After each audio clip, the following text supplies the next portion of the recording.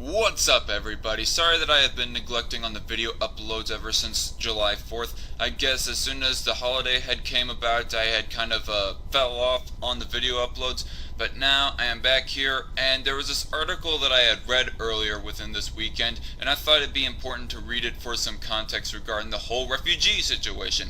Apparently, the supposed Muslim ban, quote unquote, is not as black and white as we thought it was. To be more legally correct, it is not a Muslim ban, it is a travel ban of 6 different countries. At least I think it was 6 last I counted, because not every Muslim majority country, not every Muslim from every country is banned from arriving in the United States. I mean, last I recall, people from Indonesia are not banned from immigrating into the United States. But anyway, refugee arrivals now at 49,793.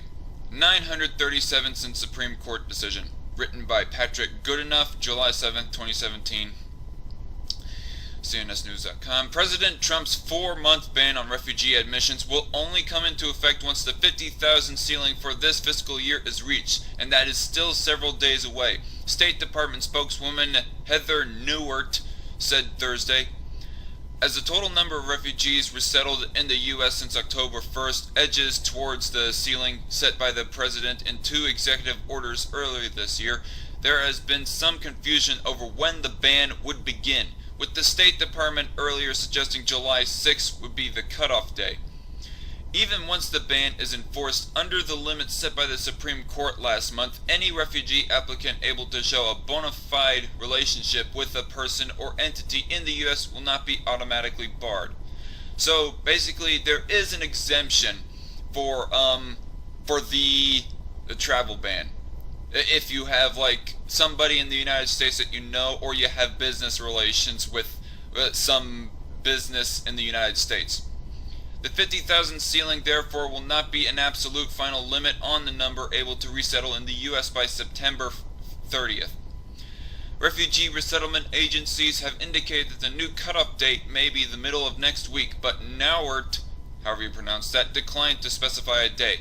I'm not going to name a date, but I will tell you this, she told a press briefing. We have not reached that number of 50,000 refugees just yet. When we do reach that number of 50,000 refugees, whatever date that falls on, that will be the time. On the day of the Supreme Court decision, June 26, the number of refugee admissions for fiscal year 2017 stood at 48,856, according to State Department Refugee Processing Center data. As of Thursday night, the figure has climbed by another 937 to reach 49,793. Of the 937 newcomers, the largest contingents are from the Democratic Republic of the Congo, 227 refugees, Somalia, 160, and Ukraine, 140. The rest come from 23 other countries, Afghanistan being 20, Belarus 2, Bhutan 19, Botswana 1, Burma 64, Burundi 14, Colombia 11, Cuba 3, El Salvador 25, Eritrea 9, Ethiopia 31, Iran 25, Iraq 70, Ivory Coast 2, Moldova 14, Nepal 1, Pakistan 3, South Sudan 9, Russia 4, Sudan 27, Syria 53, and Uganda 3. Now, as soon as I had read those countries, Iran, Iraq, and Syria, I was thinking to myself, aren't those countries banned from the travel ban that isn't anyone traveling from those countries into the United States banned from coming into the United States set by the travel ban that Trump had put in place earlier this year? That was what I was thinking in my head, and as they go explaining into this article further, they explain why there is so many refugees coming from those countries despite the travel ban. 4 of those countries of origin, Iran, Somalia, Sudan, and Syria, are among the 6 terror-prone countries, most of whose citizens are prohibited from entering the U.S. for 90 days under another portion of Trump's revised executive order. The other 2 are Libya and Yemen. Apparently Somalia was another one in the ban. I could not quite remember that. Critics have slammed Trump for singling out the 6 Muslim-majority countries. There were 7 listed in the first executive order, but Iraq was removed in the revised one, and in some cases have questioned why countries such as Qatar, Saudi Arabia, or Pakistan were not included. The administration disputes that the decision was arbitrary. Each of these countries is a state sponsor of terrorism, has been significantly compromised by terrorist organizations, or contains active conflict zones, the order says. It also points out that the listed countries had been designated by Congress and the Obama administration as posing national security risks with respect to visa-free travel to the United States under the Visa Waiver Program. President Obama in late 2015 signed legislation requiring additional security for arrivals from Syria, Iraq, Iran, and Sudan, and any other country designated by the Department of Homeland Security as a source of legitimate terrorism concerns. Obama's DHS subsequently added Somalia, Yemen, and Libya to the list of countries of terrorist concern. The provision of the executive order targeting citizens of the 6 countries is also affected by the Supreme Court decision, which exempts from that ban those with a credible claim of a bona fide relationship with a person or entity in the United States. Trump's decision to set a 50,000 limit on refugee admissions in fiscal year 2017 contrasted to the Obama's administration's announcement last fall that the U.S. should aim to resettle 110,000 during the fiscal year. Trump stated in his executive order that allowing more than 50,000 during the year would be detrimental to the interests of the United States. During the Obama years, refugee admissions ranged from a low of 56,424 in fiscal year 2011 to a high of 84,994 in fiscal year 2016. The average over the fiscal years of 2010 through 2016 period was 68,973 a year. And honestly, some commentary on this article. We have to take back the language regarding this whole issue, because people keep on slamming it as a Muslim ban, and therefore they're getting on Trump's case regarding this. Now, hear me out here. I am not an apologist for Trump, and I think that the fact that he signed an executive action to get this through was rather unconstitutional because he skipped Congress regarding it.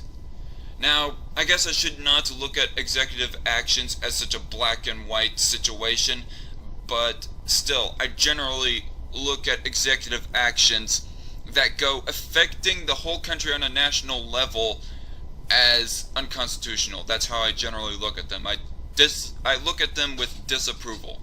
Now, legislative or executive actions regarding the processes of how employees are to work in the office in Washington, D.C., that's a different story. But I'm talking about legislative or executive actions that go affecting the entirety of the country and the free peoples of the United States.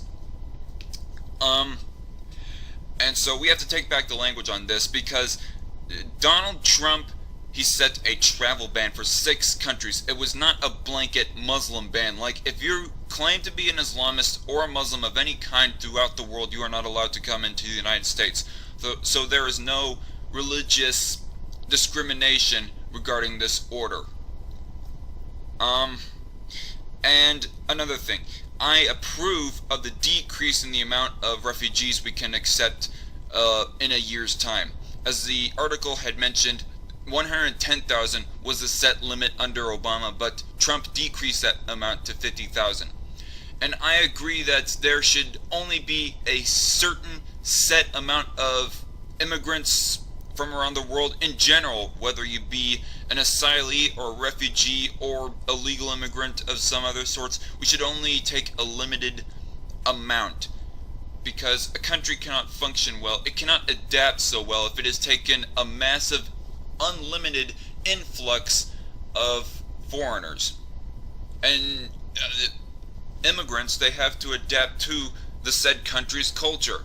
Now, that does not mean that I think that people from Pakistan should learn to love hamburgers and baseball. That means that I want immigrants across the world to learn about the Constitution. That is what I mean by adapting to our culture, that immigrants should adapt to our culture. They should learn about the Constitution and learn to respect the Constitution and learn to respect the rule of law in the United States. Otherwise, if you have no respect for the structure in which of how our country works, or at least is supposed to work constitutionally, then you should not be moving into the United States.